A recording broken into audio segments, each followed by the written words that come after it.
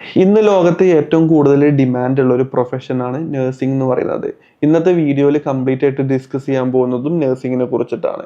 അപ്പോൾ ഒരുപാട് കുട്ടികൾ നിരന്തരം ചോദിക്കുന്ന ഒരുപാട് ഡൗട്ടുകളുണ്ട്. നഴ്സിംഗ് എന്താണ്, എത്ര വർഷം പഠിക്കണം, ഈ കോഴ്സ് എവിടെ പഠിക്കണം, എങ്ങനെ പഠിക്കണം, ഇതിന് എൻട്രൻസ് എക്സാം എഴുതണോ, എന്താണ് നഴ്സിംഗിൽ പഠിക്കാനുള്ളത്, നഴ്സിംഗ് പഠിച്ചു കഴിഞ്ഞതിന് ശേഷം ഇതുമായിട്ട് ബന്ധപ്പെട്ട ഹയർ എഡ്യൂക്കേഷൻ പോസിബിലിറ്റീസ് എത്രത്തോളം ഉണ്ടായിരിക്കും. ഇങ്ങനെ ഒരുപാട് ഡൗട്ടുകൾ പ്ലസ് ടു പഠിച്ചുകൊണ്ടിരിക്കുന്നതും പ്ലസ് ടു കഴിഞ്ഞതിന് ശേഷം നഴ്സിംഗ് ചൂസ് ചെയ്യുന്ന കുട്ടികളും നിരന്തരം ചോദിക്കുന്ന ചോദ്യങ്ങളാണ്. അപ്പോൾ നഴ്സിംഗിലോട്ട് പോകാൻ താല്പര്യപ്പെടുന്ന കുട്ടികൾ വീഡിയോ കംപ്ലീറ്റ് ആയിട്ട് കണ്ടു നോക്കുക. നഴ്സിംഗിനെ കുറിച്ചിട്ട് A to Z എല്ലാ കാര്യങ്ങളും ഇന്നത്തെ വീഡിയോയിൽ ഡിസ്കസ് ചെയ്യുന്നുണ്ട്. ആദ്യം തന്നെ എല്ലാ വിദ്യാർത്ഥികൾക്കും രക്ഷിതാക്കൾക്കും ആഫ്റ്റർ പ്ലസ് ടു മലയാളം എന്ന് പറയുന്ന നമ്മുടെ യൂട്യൂബ് ചാനലിലോട്ട് സ്വാഗതം. നഴ്സിംഗ് എന്ന് പറയുന്നത് ഇന്ന് ഏറ്റവും കൂടുതൽ ഡിമാൻഡ് ഉള്ള, ഏറ്റവും കൂടുതൽ അല്ലെങ്കിൽ 100% പ്ലേസ്മെന്റ് കിട്ടുന്ന ഒരു കോഴ്സാണ് നഴ്സിംഗ് എന്ന് പറയുന്നത്. ലോകത്ത് എവിടെ പോയാലും ജോലി ചെയ്യാൻ പറ്റുന്ന ഏതാനും കുറച്ച് പ്രൊഫഷൻസ് ഉണ്ട്. അതിൽ വരുന്ന ഒരു പ്രൊഫഷനാണ് നഴ്സിംഗ് പ്രൊഫഷൻ എന്ന് പറയുന്നത്. അപ്പോൾ ഇന്ന് കേരളത്തിൽ നഴ്സിംഗ് പഠിക്കാൻ ആഗ്രഹിക്കുന്ന കുട്ടികളുടെ എണ്ണം വളരെയധികം കൂടുതലാണ്. കോമ്പറ്റീഷൻ നല്ല കോമ്പറ്റീഷനാണ്. 90% അല്ലെങ്കിൽ 92% മാർക്കുള്ള കുട്ടികൾക്ക് പോലും 2024 നഴ്സിംഗിന് അഡ്മിഷൻ കിട്ടിയിട്ടില്ല. കാരണം കേരളത്തിൽ നഴ്സിംഗ് സീറ്റുകളുടെ എണ്ണം വളരെ കുറവാണ്. അപ്പോൾ കഴിഞ്ഞ വർഷം പിന്നെയും കുറച്ച് സീറ്റുകൾ വന്നിട്ടുണ്ട്. അതിന്റെ മുമ്പത്തെ 2023 മുമ്പോട്ടേക്കൊക്കെ നോക്കുകയാണെന്നുണ്ടെങ്കിൽ വളരെ കുറച്ച് സീറ്റുകൾ മാത്രമേ കേരളത്തിൽ നഴ്സിംഗിന് ഉണ്ടായിരുന്നുള്ളൂ. കൊറോണയ്ക്ക് ശേഷം നഴ്സിംഗിന് ഡിമാൻഡ് കൂടി. പണ്ടൊക്കെ നഴ്സിംഗ് പ്രൊഫഷൻ എന്ന് പറയുമ്പോൾ നാട്ടുകാരാണെന്നുണ്ടെങ്കിലും വീട്ടുകാരാണെന്നുണ്ടെങ്കിലും എല്ലാവരും പറയും, എന്ത് നേഴ്സാണോ, നേഴ്സാണോ, നഴ്സിംഗിന് എന്തിനാ കുട്ടികളെ വിട്ടേ, ആ രീതിയിലൊക്കെയാണ് പണ്ട് ചിന്തിച്ചിരുന്നത്. ഇപ്പൊ അങ്ങനെയല്ല. നഴ്സിംഗ് എന്ന് പറയുന്നത് അപ്പോൾ നമ്മുടെ ഒരു സോഷ്യലി ആണെന്നുണ്ടെങ്കിലും എല്ലാവരുടെ ഒരു കാഴ്ചപ്പാട് മാറി നഴ്സുമാരെ. അപ്പോൾ നഴ്സിംഗിന് അത്രത്തോളം ഡിമാൻഡും ഉണ്ട്. ലോകത്ത് ഏത് രാജ്യത്ത് പോയാലും ജോലി ചെയ്യാൻ പറ്റുന്ന, മൈഗ്രേറ്റ് ചെയ്യാൻ പറ്റുന്ന ഒരു കോഴ്സ് തന്നെയാണ് നഴ്സിംഗ് എന്ന് പറയുന്നത്. അപ്പോൾ നഴ്സിംഗ് എന്ന് പറയുന്നത് ഒരു 4 years ഡ്യൂറേഷൻ വരുന്ന കോഴ്സാണ്. ഈ വീഡിയോയിൽ നമ്മൾ മെയിൻലി ഡിസ്കസ് ചെയ്യാൻ പോകുന്നത് BSc നഴ്സിംഗിനെ കുറിച്ചിട്ടാണ്. GNM, ANM പോലുള്ള ഡിപ്ലോമ പ്രോഗ്രാംസിനെ കുറിച്ചിട്ടല്ല ഡിസ്കസ് ചെയ്യുന്നത്. BSc nursing plus two science, especially physics, chemistry, biology പഠിച്ച കുട്ടികൾ ചെയ്യുന്ന നഴ്സിംഗ് പ്രൊഫഷനെ കുറിച്ചിട്ട് അല്ലെങ്കിൽ കോഴ്സിനെ കുറിച്ചിട്ടാണ് ഇന്നത്തെ വീഡിയോയിൽ ഡിസ്കസ് ചെയ്യാൻ പോകുന്നത്. അപ്പോൾ കേരളത്തിൽ ഉടനീളമായിട്ട് കോളേജുകളുടെ എണ്ണം നോക്കുകയാണെന്നുണ്ടെങ്കിൽ 159 കോളേജുകളാണ് BSc നഴ്സിംഗിന് 2024 ഏറ്റവും ലേറ്റസ്റ്റ് കണക്ക് പ്രകാരം 159 കോളേജുകൾ മാത്രമാണ് കുഹാസ്, അതായത് കേരള യൂണിവേഴ്സിറ്റി ഓഫ് ഹെൽത്ത് സയൻസിന്റെ അണ്ടറിലുള്ളത്. ഈ 159 കോളേജുകളിൽ 14 കോളേജുകൾ ഗവൺമെന്റ് കോളേജസ് ആണ്, ഗവൺമെന്റ് നഴ്സിംഗ് കോളേജസ് ആണ്. ഇങ്ങനെ 14 ഗവൺമെന്റ് നഴ്സിംഗ് കോളേജുകൾ ഉൾപ്പെടെ 159 നഴ്സിംഗ് കോളേജുകളിലായിട്ട് 9557 നഴ്സിംഗ് സീറ്റുകൾ മാത്രമേ കേരളത്തിൽ 2024 ഉള്ളൂ. ഇതിന്റെ പുറമെ കൊച്ചിയിലുള്ള അമൃത യൂണിവേഴ്സിറ്റി, അതൊരു ഡീംഡ് യൂണിവേഴ്സിറ്റി ആണ്. അമൃത യൂണിവേഴ്സിറ്റിയിൽ 100 സീറ്റ് ഉണ്ട്. അവരെന്നെ കണ്ടക്ട് ചെയ്യുന്ന എൻട്രൻസിന്റെ അടിസ്ഥാനത്തിലാണ് അമൃതയിൽ നഴ്സിംഗിന് അഡ്മിഷൻ കൊടുക്കുന്നത്. ഈ 9557 സീറ്റും കൊച്ചി അമൃതയിലെ ഒരു 100 സീറ്റും കൂടി കൂട്ടുകയാണെന്നുണ്ടെങ്കിൽ ടോട്ടലി കേരളത്തിൽ 10,000-ൽ താഴെ സീറ്റ് മാത്രമേ നഴ്സിംഗിനുള്ളൂ. അതുകൊണ്ട് തന്നെ ഈ നഴ്സിംഗിന് ഇപ്പൊ ഈ 9557 നഴ്സിംഗ് സീറ്റുകൾക്ക് കഴിഞ്ഞ വർഷം അപേക്ഷിച്ച കുട്ടികളുടെ എണ്ണം എന്ന് പറയുന്നത് 94,000-ലധികം കുട്ടികളാണ്. അതുകൊണ്ട് തന്നെ ഏകദേശം 100,000-ഓളം കുട്ടികളാണ് നഴ്സിംഗിന് അപേക്ഷിച്ചത്. 10,000-ൽ താഴെ സീറ്റുകളേ ഉള്ളൂ. അപ്പൊ അത്രത്തോളം കോമ്പറ്റീഷൻ ആണ് ഇന്ന് കേരളത്തിൽ നഴ്സിംഗിനുള്ളത്. കഴിഞ്ഞ വർഷം 92% മാർക്കുള്ള കുട്ടികൾക്ക് പോലും നഴ്സിംഗിന് കിട്ടാത്ത ഒരവസ്ഥ ഉണ്ടായിരുന്നു. കാരണം അത്രത്തോളം ഡിമാൻഡ് ആണ്. അതുകൊണ്ട് തന്നെ ഒരുപാട് കുട്ടികൾ ചോദിക്കുന്നതാണ്, ഏതെങ്കിലും എൻട്രൻസിന്റെ അടിസ്ഥാനത്തിലാണോ നഴ്സിംഗിന് അഡ്മിഷൻ കിട്ടുന്നത്? അങ്ങനെ എൻട്രൻസിന്റെ അടിസ്ഥാനത്തിലല്ല നഴ്സിംഗിന് അഡ്മിഷൻ കിട്ടുന്നത്. നഴ്സിംഗിന്റെ അഡ്മിഷൻ പ്രൊവൈഡ് ചെയ്യുന്നത് LBS എന്ന് പറയുന്ന ഒരു അലോട്ട്മെന്റ് പ്രോസസ്സിലൂടെയാണ്. LBS എന്ന് പറയുന്നത് നഴ്സിംഗ് ഉൾപ്പെടെ ഒരു 10-14ഓളം പാരാമെഡിക്കൽ കോഴ്സസ് നിലവിലെ കേരളത്തിലുണ്ട്. LBS അലോട്ട്മെന്റ്, ലാൽ ബഹദൂർ ശാസ്ത്രി എന്ന് പറയുന്ന ഒരു സെന്റർ ഉണ്ട്. അവരാണ് ഇതിന്റെ അലോട്ട്മെന്റ് പ്രോസസ്സ് നടത്തുന്നത്. ഇതിലൂടെയാണ് നഴ്സിംഗ് ഉൾപ്പെടെ 14ഓളം പാരാമെഡിക്കൽ കോഴ്സസിന് ഇന്ന് നിലവിൽ കേരളത്തിൽ അലോട്ട്മെന്റ് വഴിയാണ് സീറ്റ് കൊടുക്കുന്നത്. പ്ലസ് ടുവിലെ മാത്രം ഫിസിക്സ്, കെമിസ്ട്രി, ബയോളജി എന്നീ വിഷയത്തിന്റെ അടിസ്ഥാനത്തിലാണ് നഴ്സിംഗിന്റെ അഡ്മിഷൻ പ്രൊവൈഡ് ചെയ്യുന്നത്. അതായത് പ്ലസ് 1ത്തെ മാർക്ക് നോക്കൂല, പ്ലസ് ടുവിലെ മാത്രം ഫിസിക്സും കെമിസ്ട്രിയും ബയോളജി ആയിരിക്കും നോക്കുന്നത്. അതുകൊണ്ട് തന്നെ കീം എക്സാമോ നീറ്റ് എക്സാമിന്റെ അടിസ്ഥാനത്തിൽ കേരളത്തിൽ നഴ്സിംഗിന് സീറ്റ് കിട്ടൂല. അപ്പൊ നിങ്ങൾ എല്ലാവരും പ്ലസ് ടു പഠിച്ചുകൊണ്ടിരിക്കുന്ന കുട്ടികളാണെന്നുണ്ടെങ്കിൽ പ്ലസ് ടു നല്ലോണം പഠിക്കുക, എക്സാം നല്ല രീതിയിൽ എഴുതുക, ഫിസിക്സും കെമിസ്ട്രിയും ബയോളജിയും പ്ലസ് ടുവിൽ നല്ല മാർക്ക് വാങ്ങുക എന്നുള്ളതാണ് ഫസ്റ്റ് ഇമ്പോർട്ടന്റ് കാര്യം കേരളത്തിൽ പഠിക്കാനുള്ളത്. അതുപോലെ തന്നെ നഴ്സിംഗിന്റെ സിലബസിനെ കുറിച്ചിട്ട് ഒരുപാട് കുട്ടികൾ ചോദിക്കാറുണ്ട്. നഴ്സിംഗിൽ എന്താണ് പഠിക്കാനുള്ളത്? നഴ്സിംഗിന് നമുക്കൊരു ഹ്യൂമൻ ബോഡീനെ കുറിച്ചിട്ട് എല്ലതും പഠിക്കാനുണ്ട്. പഠിക്കാനില്ലാത്തൊരു കാര്യം എന്താന്ന് നമുക്ക് ചോദിക്കാനുള്ളൂ. കാരണം ഒരു MBBS BDS ഒക്കെ പഠിക്കുന്ന ഡോക്ടർമാർ എത്രത്തോളം പഠിക്കുന്നുണ്ട്? ഏകദേശം ആ ഒരു ലെവൽ, അത്രത്തോളം അല്ലെങ്കിലും ഏകദേശം ആ ഒരു ലെവലിലുള്ള സിലബസ് തന്നെയാണ് നഴ്സുമാർക്കുള്ളത്. എല്ലാവരുടെ വിചാരം നഴ്സിംഗ് ഈസിയാണ് പഠിക്കാൻ, വളരെ സിമ്പിൾ ആണെന്നൊക്കെയാണ് പൊതുവെ വിദ്യാർത്ഥികളുടെ ഒരു ചിന്താഗതി. അങ്ങനെയല്ല സത്യത്തിൽ. നഴ്സിംഗ് അത്യാവശ്യം നല്ല ടഫ് തന്നെയാണ് പഠിക്കുന്നത്. ഇപ്പൊ സെമസ്റ്ററും കൂടിയാ. പണ്ടൊക്കെ ഇയർലി ആയിരുന്നു എക്സാം ഉണ്ടായിരുന്നത്. ഇപ്പൊ 6 മാസം ഒക്കെ കൂടുമ്പോൾ എക്സാം ഉണ്ടായിരിക്കും. 4 വർഷം 8 സെമസ്റ്ററുകളോട് കൂടിയാണ് കോഴ്സ് കണ്ടക്ട് ചെയ്യുന്നത്. ഇതിൽ നമുക്ക് human anatomy, physiology, microbiology, bio chemistry, sociology, psychology, nursing foundation, അതുപോലെ തന്നെ applied nutrition and dietetics, pharmacology, adult health nursing, mental health nursing, child health nursing, medical ethics, community health nursing, forensic nursing, obstetrics and gynaecology, nursing research, statistics, basic computer knowledge, ഇതുപോലത്തെ wide ആയിട്ടുള്ള കാര്യങ്ങൾ, surgical health nursing ഉൾപ്പെടെ ഒരുപാട് കാര്യങ്ങൾ നഴ്സിംഗിൽ പഠിക്കാണ്ട്. ഒരു MBBS BDS ഒക്കെ പഠിക്കുന്ന ഡോക്ടേഴ്സ് എത്രത്തോളം പഠിക്കുന്നുണ്ടോ ഏകദേശം ആ ഒരു ലെവലിൽ തന്നെ BSc നഴ്സിംഗുകാർക്ക് പഠിക്കാനുണ്ട്. അതുകൊണ്ട് BSc നഴ്സിംഗ് പഠിക്കാൻ അത്ര സിമ്പിൾ അല്ല, എന്നാൽ പോലും കുറച്ച് ഹാർഡ് വർക്ക് ചെയ്യാൻ പറ്റുന്ന സ്റ്റുഡൻസ് ആണെന്നുണ്ടെങ്കിൽ ക്യാച്ചപ്പ് ചെയ്തെടുത്ത് പോകാൻ പറ്റുന്ന ഒരു കോഴ്സ് തന്നെയാണ് BSc നഴ്സിംഗ് എന്ന് പറയുന്നത്. അതുപോലെ തന്നെ ഒരുപാട് കുട്ടികൾ +2 കഴിഞ്ഞതിന് ശേഷം, എക്സ്പെഷ്യലി ആൺകുട്ടികൾ ചോദിക്കുന്ന ഒരു ചോദ്യമാണ്, ആൺകുട്ടികൾക്ക് എടുക്കാൻ പറ്റുന്ന ഒരു കോഴ്സാണോ നഴ്സിംഗ് എന്നുള്ളത്. പ്രത്യേകിച്ച് അങ്ങനെ നമുക്ക് വേർതിരിച്ച് പറയാൻ പറ്റൂല. ആൺകുട്ടികൾക്കും പെൺകുട്ടികൾക്കും വേർതിരിച്ചെടുക്കാൻ പറ്റുന്ന കോഴ്സസ് അങ്ങനെയൊന്നും ഈ ലോകത്തിലില്ല. എന്നാൽ തന്നെ ആൺകുട്ടികൾക്ക് പഠിക്കാൻ പറ്റുന്ന ഒരു കോഴ്സ് തന്നെയാണ് നഴ്സിംഗ് എന്ന് പറയുന്നത്. പക്ഷെ പെൺകുട്ടികൾക്കാണ് ഇത് ഏറ്റവും കൂടുതൽ സ്യൂട്ട് ആവുക. കാരണം ആൺകുട്ടികൾ എന്ന് പറയുന്നത് പെൺകുട്ടികളുടെ പോലെ അങ്ങനെ പഠിക്കുന്ന ഒരു ടൈപ്പ് ഓഫ് ആൾക്കാരല്ലല്ലോ. കാരണം പെൺകുട്ടികൾ എന്ന് പറയുന്നത് അടങ്ങിയിരുന്ന് അച്ചടക്കത്തോടു കൂടി പഠിക്കുന്ന ഒരു മാനേഴ്സ് പെൺകുട്ടികൾക്ക് ഉണ്ടാവാറുണ്ട്. ആൺകുട്ടികൾ അങ്ങനെയല്ല. അപ്പൊ ഈ ഒരു കോഴ്സ് പഠിക്കാൻ കുറച്ച് സ്കിൽ സെറ്റുകൾ വേണം. നമുക്ക് ഇത്രയും സ്കില്ലുകളും ഇത്രയും കാര്യങ്ങളിലൂടെ നമ്മൾ ചിന്തിക്കുകയാണെന്നുണ്ടെങ്കിൽ, ഇത് ആപ്റ്റ് ആയിട്ട് തോന്നുകയാണെന്നുണ്ടെങ്കിൽ ആൺകുട്ടികൾക്കും പെൺകുട്ടികൾക്കും ഒരേപോലെ ഈ കോഴ്സ് എടുക്കാം. അതിൽ ഒന്നാമത്തെ സ്കില്ലാണ് നല്ല കമ്മ്യൂണിക്കേഷൻ സ്കില്ല് വേണം.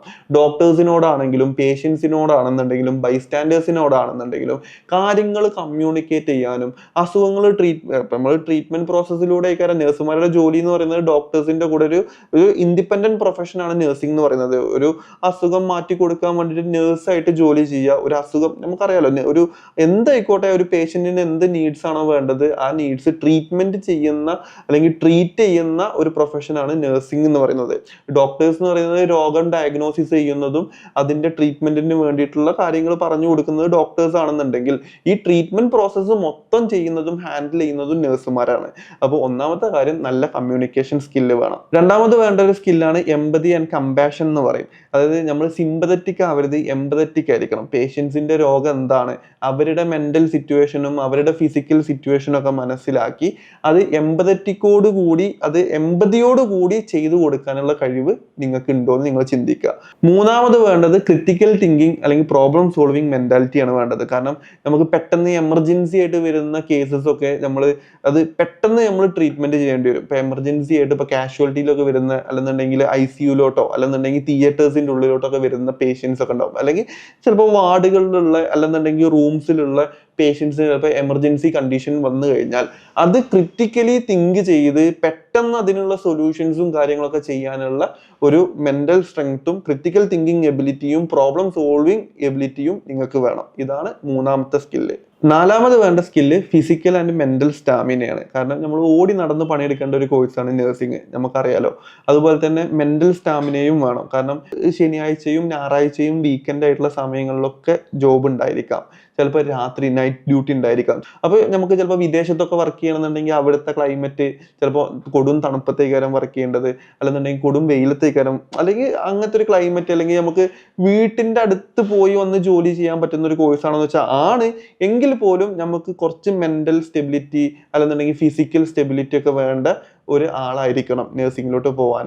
കാരണം നമ്മളൊരു ഹോസ്പിറ്റലിൽ വർക്ക് ചെയ്യല് ശനിയാഴ്ചയും ഞായറാഴ്ചയും ചിലപ്പോൾ ജോലി ഉണ്ടാവാം, ചിലപ്പോൾ വീക്കെൻഡ്സിൽ ലീവ് കിട്ടണമെന്നുണ്ടാവില്ല, ചിലപ്പോൾ ഓവർ ടൈം ആയിട്ട് വർക്ക് ചെയ്യേണ്ടി വരും ചില സിറ്റുവേഷനിൽ, അല്ലെന്നുണ്ടെങ്കിൽ നൈറ്റ് ഡ്യൂട്ടീസ് ഉണ്ടാവും. അപ്പോൾ ഇതൊക്കെ ഹാൻഡിൽ ചെയ്യാനുള്ള ഒരു എബിലിറ്റി വേണം. അതുപോലെ തന്നെ വേണ്ട മറ്റൊരു സ്കില്ലാണ് leadership quality and team work എന്ന് പറയും. അതായത് ലീഡർഷിപ്പ് ക്വാളിറ്റി, നമ്മൾ ഒരു നേഴ്സ് എന്ന് പറയുമ്പോൾ എല്ലാ കാര്യങ്ങളിലും ഒരു ഇൻചാർജ് ആയിട്ട് വർക്ക് ചെയ്യാനുള്ള ഒരു ക്വാളിറ്റി നിങ്ങൾക്ക് ഉണ്ടാവണം. അപ്പൊ ഇത്രയും സ്കിൽ സെറ്റ് ഉള്ള ഒരാളാണെന്നുണ്ടെങ്കിൽ ആൺകുട്ടി ആയിക്കോട്ടെ പെൺകുട്ടി ആയിക്കോട്ടെ നിങ്ങൾക്ക് ഈസി ആയിട്ട് നഴ്സിംഗ് പഠിക്കാം. അത് ഹാപ്പി ആയിട്ടുള്ള ഒരു കരിയർ ആയിട്ട് നിങ്ങൾക്ക് മുന്നോട്ടേക്ക് കൊണ്ടുപോകാൻ പറ്റും. അതിൽ യാതൊരുവിധ ബുദ്ധിമുട്ടില്ല. അതുപോലെ തന്നെ നഴ്സിംഗ് എന്ന് പറയുന്ന കോഴ്സ് തിരഞ്ഞെടുക്കുമ്പോൾ ശ്രദ്ധിക്കേണ്ട കുറേ കാര്യങ്ങളുണ്ട്. ഒന്നാമത്തെ കാര്യം എന്ന് പറയുന്നത് നഴ്സിംഗ് കോളേജിന് കേരളത്തിലാണെങ്കിൽ Kerala university of health science, അമൃതയാണെന്നുണ്ടെങ്കിൽ അമൃത യൂണിവേഴ്സിറ്റി, അതല്ലെന്നുണ്ടെങ്കിൽ തമിഴ്നാടാണെങ്കിൽ ഡോക്ടർ MGR യൂണിവേഴ്സിറ്റി എന്ന് പറയും, കർണാടകത്തിലാണെന്നുണ്ടെങ്കിൽ Rajiv Gandhi university of health science എന്ന് പറയും. ഇതുപോലെ ഏത് യൂണിവേഴ്സിറ്റിന്റെ അണ്ടറിലാണ് നമ്മുടെ കോളേജ് വരുന്നതെന്ന് നിങ്ങൾ ചെക്ക് ചെയ്യണം. യൂണിവേഴ്സിറ്റിക്ക് അംഗീകാരം ഉണ്ടോ എന്ന് നോക്കണം. അതുപോലെ തന്നെ നഴ്സിംഗ് പഠിക്കുന്ന കുട്ടികൾ, ഇപ്പോൾ MBBS പഠിക്കുന്ന കുട്ടികൾ മെഡിക്കൽ കൗൺസിൽ ഓഫ് ഇന്ത്യയുടെ അപ്രൂവൽ നോക്കും. അതുപോലെ തന്നെ ഡെന്റൽ പഠിക്കുന്ന കുട്ടികൾ ഡെന്റൽ കൗൺസിൽ ഓഫ് ഇന്ത്യയുടെ അപ്രൂവൽ നോക്കും. ഫാർമസി പഠിക്കുന്ന കുട്ടികൾ ഫാർമസി കൗൺസിൽ ഓഫ് ഇന്ത്യയുടെ അപ്രൂവൽ നോക്കും. ഇതേപോലെ നഴ്സിംഗ്, ഇപ്പോൾ ഫിസിയോതെറാപ്പി ഒക്കെ ആണെങ്കിൽ RCI rehabilitation council of India എന്ന് പറയും. ഇതേപോലെ നഴ്സിംഗ് പഠിക്കുന്ന കുട്ടികൾ നഴ്സിംഗ് കൗൺസിൽ ഓഫ് ഇന്ത്യ ഉണ്ട്, ഇന്ത്യൻ നഴ്സിംഗ് കൗൺസിൽ ഉണ്ട്, INC എന്ന് പറയും. INCയുടെ, അതായത് ഓൾ ഇന്ത്യ എല്ലാ കോളേജിനും അംഗീകാരം കൊടുക്കുന്ന ഒരു കൗൺസിലാണ് ഇന്ത്യൻ നഴ്സിംഗ് കൗൺസിൽ എന്ന് പറയുന്നത്. അപ്പോൾ ഇന്ത്യൻ നഴ്സിംഗ് കൗൺസിലിന്റെ അപ്രൂവൽ ഉള്ള കോളേജിലാണോ നിങ്ങൾ നഴ്സിംഗ് പഠിക്കുന്നത് എന്നുള്ളത് നിങ്ങൾ ക്രോസ് ചെക്ക് ചെയ്യണം. INCയുടെ അപ്രൂവൽ വളരെയധികം ഇമ്പോർട്ടൻ്റ് ആണ്. അതുപോലെ തന്നെ ഏതൊരു സ്റ്റേറ്റ് ആണെന്നുണ്ടെങ്കിലും ആ സ്റ്റേറ്റിന് ഒരു നഴ്സിംഗ് കൗൺസിൽ ഉണ്ട്. ഇപ്പോൾ കേരളത്തിലാണെങ്കിൽ കേരള സ്റ്റേറ്റ് നഴ്സിംഗ് കൗൺസിൽ ഉണ്ട്, കർണാടകത്തിലാണെങ്കിൽ കർണാടക നഴ്സിംഗ് കൗൺസിൽ ഉണ്ട് KNC, ഇപ്പൊ തമിഴ്നാടാണെങ്കിൽ തമിഴ്നാട് നഴ്സിംഗ് കൗൺസിൽ ഉണ്ട്. സ്റ്റേറ്റിലുള്ള നഴ്സിംഗ് കൗൺസിലിൽ വന്നിട്ടുള്ള ലിസ്റ്റിലുള്ള കോളേജിലാണോ പഠിക്കുന്നത് നിങ്ങൾ നോക്കണം. അതുപോലെ തന്നെ കോളേജ് തിരഞ്ഞെടുക്കുമ്പോൾ കോളേജിന് മിനിമം നമ്മൾക്ക് ട്രെയിനിങ് കിട്ടുന്നത് മിനിമം ഒരു 200-250 ബെഡഡ് ഹോസ്പിറ്റലെങ്കിലും ആയിരിക്കണം. ഇനിയിപ്പോൾ മെഡിക്കൽ കോളേജ് ആണെങ്കിൽ അത്രയും നല്ലത്, കാരണം എല്ലാ ഫെസിലിറ്റീസും ഉണ്ടെങ്കിൽ അതൊരു മെഡിക്കൽ കോളേജ് ആവുള്ളൂ. അല്ലെന്നുണ്ടെങ്കിൽ സ്വന്തമായിട്ട് ഹോസ്പിറ്റലിലോ ഒരു കോളേജിലോ, ഇനി അതല്ല എന്നുണ്ടെങ്കിൽ മൂന്നാമത് വരുന്നത് ഏതെങ്കിലും ടൈപ്പ് ആയിരിക്കും ഇൻസ്റ്റിറ്റ്യൂഷൻ പ്രൊവൈഡ് ചെയ്യുന്നത്. അപ്പോൾ ടൈപ്പ് ആയിട്ട് പ്രൊവൈഡ് ചെയ്യുന്നതാണെങ്കിലും കുഴപ്പമില്ല, ആ ടൈപ്പ് ഉള്ള ഹോസ്പിറ്റലിൽ കൃത്യമായിട്ട് ട്രെയിനിങ് തരുന്നുണ്ടോ, അല്ലെങ്കിൽ അത് എത്രത്തോളം നല്ല ഹോസ്പിറ്റലാണ് ടൈപ്പ് ആയിട്ടുള്ളത് എന്നൊക്കെ ക്രോസ് ചെക്ക് ചെയ്യുക എന്ന് പറയുന്നത് വളരെ ഇമ്പോർട്ടൻ്റ് ആണ്. കാരണം തിയററ്റിക്കലി മാത്രമല്ല നഴ്സിംഗ് പഠിക്കാണ്ടാവുക, നിങ്ങൾ ഫസ്റ്റ് ഇയർ കഴിഞ്ഞാൽ സെക്കൻഡ് ഇയർ മുതൽ തന്നെ നിങ്ങൾക്ക് പോസ്റ്റിംഗ് വരും. അപ്പോൾ ആ പോസ്റ്റിംഗ് അത്യാവശ്യം നല്ല രീതിയിൽ കിട്ടണം എന്നുണ്ടെങ്കിൽ ഏറ്റവും ബെസ്റ്റ് ക്യാമ്പസ് തന്നെ, അല്ലെങ്കിൽ ക്യാമ്പസ് അല്ലെങ്കിൽ ഏറ്റവും നല്ല ഹോസ്പിറ്റൽ ഫെസിലിറ്റീസും നല്ല ഫാക്കൽറ്റീസും അതുപോലെ തന്നെ നല്ല ഇൻഫ്രാസ്ട്രക്ചറും കാര്യങ്ങളൊക്കെ ഉള്ള ഏറ്റവും ബെസ്റ്റ് ക്യാമ്പസ് തന്നെ നഴ്സിംഗ് പഠിച്ചാലേ നഴ്സിംഗ് പഠിച്ച് പാസ് ഔട്ട് ആവാൻ കുറച്ചും കൂടി ഈസി ആവുള്ളൂ. അതുപോലെ തന്നെ ഒരുപാട് കുട്ടികൾ ചോദിക്കുന്നതാണ് BSc നഴ്സിംഗ് കഴിഞ്ഞു, ഇപ്പൊ ഇത്രയും സ്കില്ലും കാര്യങ്ങളൊക്കെ ഉണ്ട്, ഇതൊക്കെ ചെക്ക് ചെയ്തിട്ട് നിങ്ങൾ നഴ്സിംഗിന് ജോയിൻ ചെയ്തു, നഴ്സിംഗ് പഠിച്ചു കഴിഞ്ഞു, നഴ്സിംഗ് പഠിച്ചു കഴിഞ്ഞതിന് ശേഷം നിങ്ങൾക്ക് ഇതിൽ ഹയർ എഡ്യൂക്കേഷൻ ചെയ്യാൻ താല്പര്യമുള്ള കുട്ടികളുണ്ടാവും, അല്ലെങ്കിൽ ടീച്ചിങ് മേഖലയിലോട്ട് പോകാൻ താല്പര്യപ്പെടുന്ന കുട്ടികളുണ്ടാവും.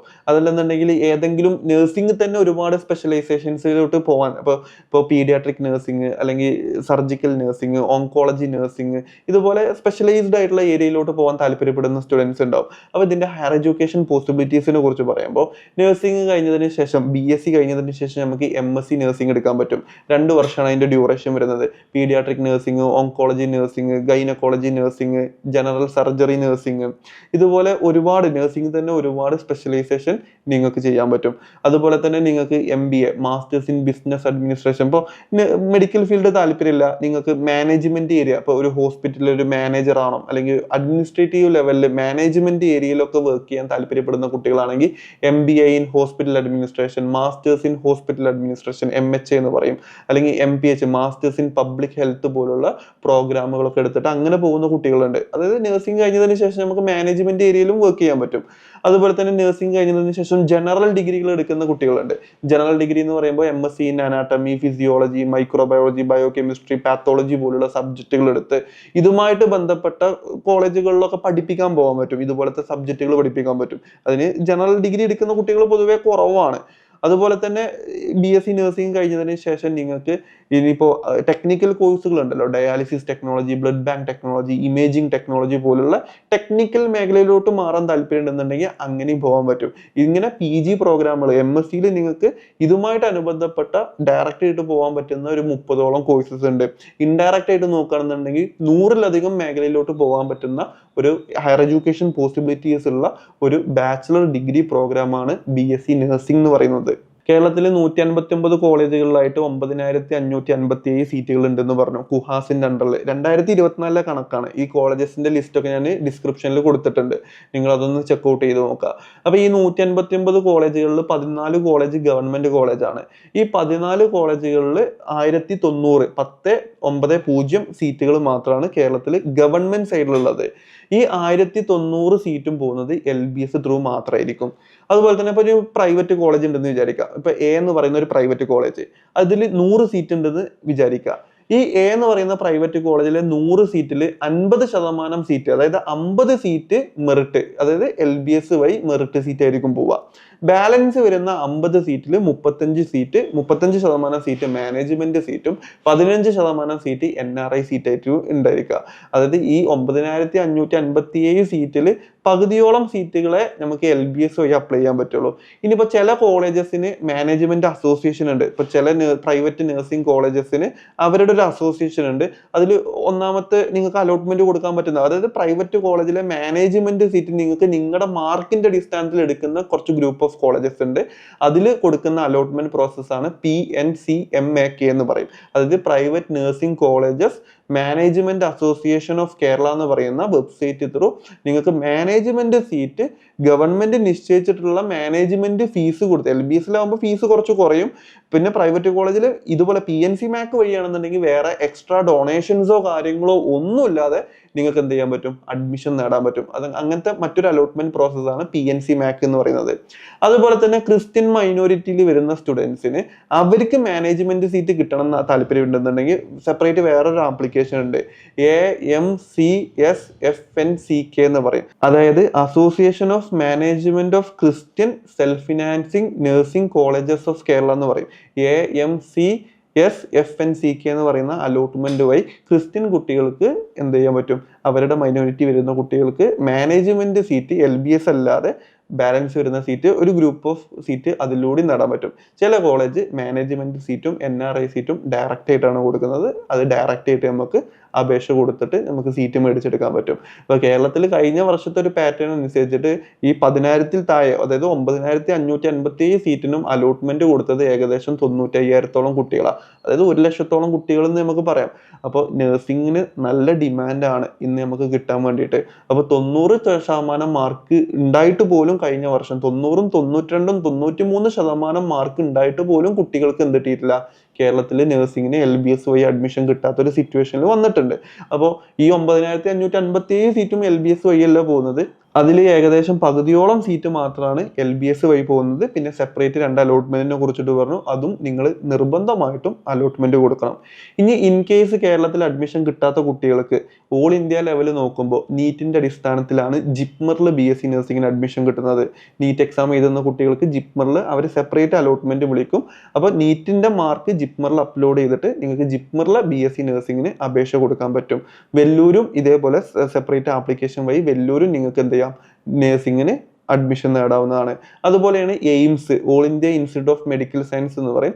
എയിംസ് എന്ന് പറയുന്നത് ഒരുപാട് സ്ഥാപനങ്ങളുണ്ട് അവർക്ക്. അപ്പോൾ എയിംസ് ഡൽഹി, എയിംസ് ഭോപ്പാൽ പോലുള്ള, ഋഷികേശ് പോലുള്ള സ്ഥാപനങ്ങളിൽ BSc നഴ്സിംഗ് പഠിക്കാൻ താല്പര്യം ഉണ്ടെന്നുണ്ടെങ്കിൽ അവർ കണ്ടക്ട് ചെയ്യുന്ന സെപ്പറേറ്റ് എൻട്രൻസ് എക്സാം ഉണ്ട്. എയിംസിലെ BSc നഴ്സിംഗും മറ്റു പാരാമെഡിക്കൽ കോഴ്സുകൾക്കും സെപ്പറേറ്റ് എൻട്രൻസ് എക്സാം അവർ കണ്ടക്ട് ചെയ്യും. കേരളത്തിൽ തിരുവനന്തപുരത്താണ് അതിൻ്റെ എക്സാം സെന്റർ പൊതുവെ ഉണ്ടാവാറുള്ളത്. അപ്പോൾ എയിംസിന്റെ എൻട്രൻസ് എക്സാം മുഖാന്തരം നിങ്ങൾക്ക് എയിംസിൽ BSc നഴ്സിംഗിന് ജോയിൻ ചെയ്യാൻ പറ്റും. വളരെ കുറഞ്ഞ തുച്ഛമായ ഫീസിൽ നിങ്ങൾക്ക് BSc നഴ്സിംഗ് പഠിച്ചിറങ്ങുക എന്നുള്ളതാണ് അതിന്റെ വേറൊരു കാര്യം. അതുപോലെ തന്നെ മിലിറ്ററി നഴ്സിംഗ് സർവീസസ് ഒരുപാട് കുട്ടികൾ ചോദിക്കുന്നതാണ്, മിലിറ്ററി നഴ്സ് എങ്ങനെയാവുക. അതിന് നീറ്റ് എക്സാമിന്റെ അടിസ്ഥാനത്തിൽ നിങ്ങൾക്ക് മിലിറ്ററി നഴ്സിംഗിലോട്ട് പോകാൻ പറ്റും. MNS എന്ന് പറയും, മിലിറ്ററി നഴ്സിംഗ് സർവീസസ് എന്ന് പറയും. ആർമഡ് ഫോഴ്സ് മെഡിക്കൽ കോളേജിൽ ഏതാനും കുട്ടികൾ അവിടെ BSc നഴ്സിംഗ് പഠിപ്പിക്കുന്നുണ്ട്. വളരെ തുച്ഛമായ ഫീസ്, അതായത് ഇങ്ങോട്ടേക്ക് പൈസ കിട്ടിയിട്ട് നമുക്ക് പഠിക്കാൻ പറ്റുന്ന ഒരു സ്കീമാണ് മിലിറ്ററി നഴ്സിംഗ് സർവീസസ് എന്ന് പറയുന്നത്. പറയുന്നത്. അതുപോലെ വേറൊരു ബോണസ് പോയിന്റും കൂടി പറഞ്ഞുതരാം. അതായത് കേരളത്തിലാകെ 10,000-ൽ താഴെ BSc നഴ്സിംഗ് സീറ്റുകൾ മൊത്തത്തിൽ നോക്കുകയാണെങ്കിൽ ഉണ്ടാവുള്ളൂ. 10,000-ൽ താഴെ തന്നെയാണ്. അപ്പോൾ കർണാടകത്തിൽ ഏകദേശം 40-45,000-ഓളം BSc നഴ്സിംഗ് സീറ്റുകളുണ്ട്.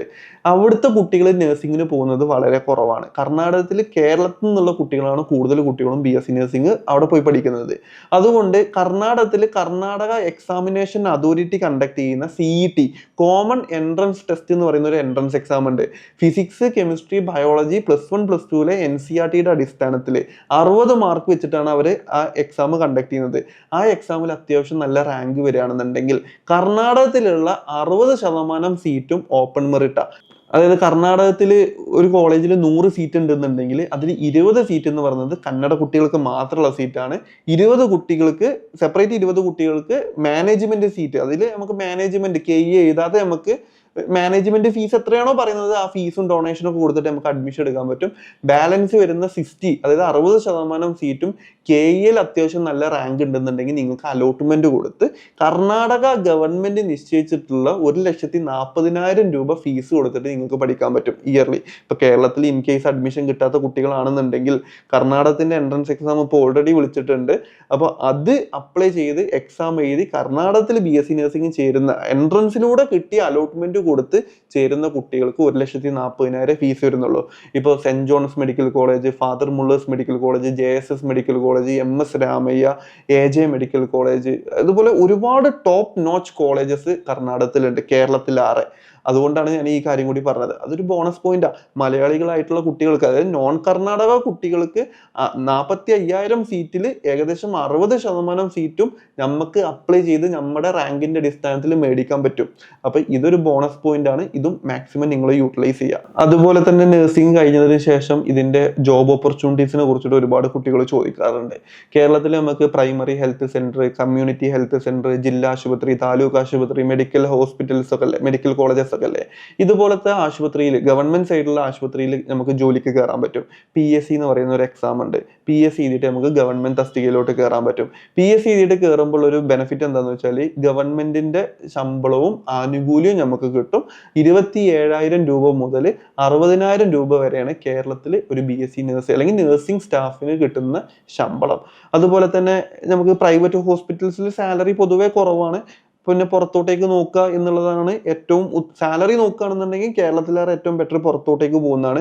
ഒന്നെങ്കിൽ കേരളത്തിന് പുറത്തോട്ടേക്കോ അല്ലെങ്കിൽ ഇന്ത്യക്ക് പുറത്തോട്ടേക്കോ മൈഗ്രേറ്റ് ചെയ്യുക. ഇനിയിപ്പോൾ ഇന്ത്യയിൽ നമുക്ക് ഏറ്റവും ടോപ്പ് ഹോസ്പിറ്റൽസ് ജോലിക്ക് വേണ്ടി നോക്കുകയാണെങ്കിൽ എയിംസ് അല്ലെങ്കിൽ ജിപ്മർ അല്ലെങ്കിൽ റെയിൽവേയുടെ ഹോസ്പിറ്റൽസ്, ഇതുപോലത്തെ ഒരു സെൻട്രൽ ഗവൺമെന്റ് ഓൺ ചെയ്യുന്ന ഹോസ്പിറ്റൽസിലൊക്കെ നമ്മൾ അവരുടെ എക്സാം ഒക്കെ എഴുതി കയറി പറ്റുകയാണെന്നുണ്ടെങ്കിൽ നമുക്ക് ഏകദേശം ഒരു 70,000 രൂപ മുതൽ 1,50,000 രൂപ വരെ സാലറി ഇന്ത്യയിൽ ഒരു BSc നഴ്സിന് കിട്ടും. അതായത് നമ്മൾ ഇതിന്റെ എക്സാം ഒക്കെ ക്ലിയർ ചെയ്ത് പോകണം. അതല്ലെന്നുണ്ടെങ്കിൽ ഇപ്പൊ പുറത്തോട്ടേക്ക് ഇപ്പൊ ഹാദ്, MOH, DHA പോലുള്ള, DHA എന്ന് പറയുന്നത് ദുബായിയുടെ, ഹാദ് എന്ന് പറയുന്നത് അബുദാബി, അല്ലെന്നുണ്ടെങ്കിൽ ഇംഗ്ലീഷ് സ്പീക്കിംഗ് കൺട്രീസ് ആണെങ്കിൽ IELTS അല്ലെങ്കിൽ OET, ഓക്യുപ്പേഷൻ ഇംഗ്ലീഷ് ടെസ്റ്റോ, ജർമ്മനി ആണെങ്കിൽ ജർമ്മൻ ലാംഗ്വേജോ, ഇതുപോലെ ലാംഗ്വേജ് ടെസ്റ്റുകളോ അല്ലെങ്കിൽ ഹെൽത്ത് അതോറിറ്റി, അതായത് രാജ്യങ്ങൾ കണ്ടക്ട് ചെയ്യുന്ന ഹെൽത്ത് അതോറിറ്റി ടെസ്റ്റുകളൊക്കെ ക്ലിയർ ചെയ്താൽ പുറം രാജ്യങ്ങളിലോട്ട് വേക്കൻസി വരുന്ന സമയത്ത് നമുക്ക് മൈഗ്രേറ്റ് ചെയ്യാൻ പറ്റും. അത്യാവശ്യം നല്ല സാലറി ആണ് പുറത്ത് നമുക്ക് കിട്ടുക. ഏകദേശം 2 ലക്ഷം, 3 ലക്ഷം, 4 ലക്ഷം രൂപയൊക്കെ പെർ ഇയർ അല്ലെ പെർ മന്ത് സാലറി കിട്ടുന്ന സ്കീമാണ് പുറത്തുള്ളത്. ഇതാണ് ഇതിന്റെ ജോബ് ഓപ്പർച്യൂണിറ്റി എന്ന് പറയുന്നത്. പിന്നെ ഹയർ എഡ്യൂക്കേഷൻ ഒക്കെ ചെയ്തിട്ട് ടീച്ചിങ് മേഖലയിലും അത്യാവശ്യം നല്ല ഓപ്പർച്യൂണിറ്റി ഉണ്ട്.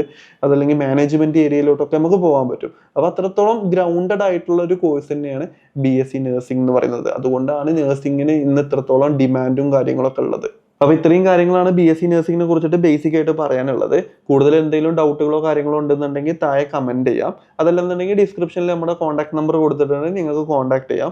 അതുപോലെ തന്നെ +2 കഴിഞ്ഞതിന് ശേഷം ഹയർ എഡ്യൂക്കേഷൻ പോസിബിലിറ്റീസിനെ കുറിച്ചിട്ടും എൻട്രൻസ് ന്യൂസുകളെ കുറിച്ചിട്ടും അലോട്ട്മെന്റ് പ്രോസസ്സുകളെ കുറിച്ചിട്ടൊക്കെ നിങ്ങളുടെ വാട്സപ്പിൽ അപ്ഡേറ്റുകൾ ലഭ്യമാവാൻ താല്പര്യം ഉണ്ടെന്നുണ്ടെങ്കിൽ വാട്സപ്പ് ഗ്രൂപ്പിന്റെയും ചാനലിന്റെയും ലിങ്ക് താഴെ കൊടുത്തിട്ടുണ്ട്. അതുപോലെ തന്നെ നിങ്ങൾക്ക് +2 കഴിഞ്ഞതിന് ശേഷം ഏതൊക്കെ കോഴ്സിനെ കുറിച്ചിട്ട് അറിയണം എന്നുണ്ടെന്നുണ്ടെങ്കിൽ ഫ്രീ കരിയർ കൗൺസിലിംഗുമായി ബന്ധപ്പെട്ട അല്ലെങ്കിൽ ആപ്റ്റിറ്റ്യൂഡ് ടെസ്റ്റ് ഒക്കെ ചെയ്യാൻ താല്പര്യം ഉണ്ടെന്നുണ്ടെങ്കിൽ ഞങ്ങളുടെ കരിയർ കൗൺസിലേഴ്സ് ആയിട്ട് നിങ്ങൾക്ക് സംസാരിക്കാൻ താല്പര്യം ഉണ്ടെന്നുണ്ടെങ്കിൽ താഴെ ഗൂഗിൾ ഫോമിന്റെ ലിങ്ക് കൊടുത്തിട്ടുണ്ട്. അത് ജസ്റ്റ് ഫിൽ ഔട്ട് ചെയ്യുകയാണെന്നുണ്ടെങ്കിൽ ഞങ്ങളുടെ ഓഫീസിൽ നിന്നും വിദഗ്ധ കരിയർ കൗൺസിലേഴ്സ് നിങ്ങളെ കോൺടാക്ട് ചെയ്തിട്ട് നിങ്ങളുടെ കാര്യങ്ങൾ അല്ലെങ്കിൽ നിങ്ങളുടെ എൻക്വയറി, അതിൽ കറക്റ്റ് ആയിട്ട് കൊടുക്കുന്ന എൻക്വയറി എന്താണോ അതിനുള്ള ആൻസേഴ്സ് നമുക്ക് തരാവുന്നതാണ്. അപ്പോൾ കൂടുതൽ വിവരങ്ങൾക്ക് ഫോളോ ചെയ്യുക.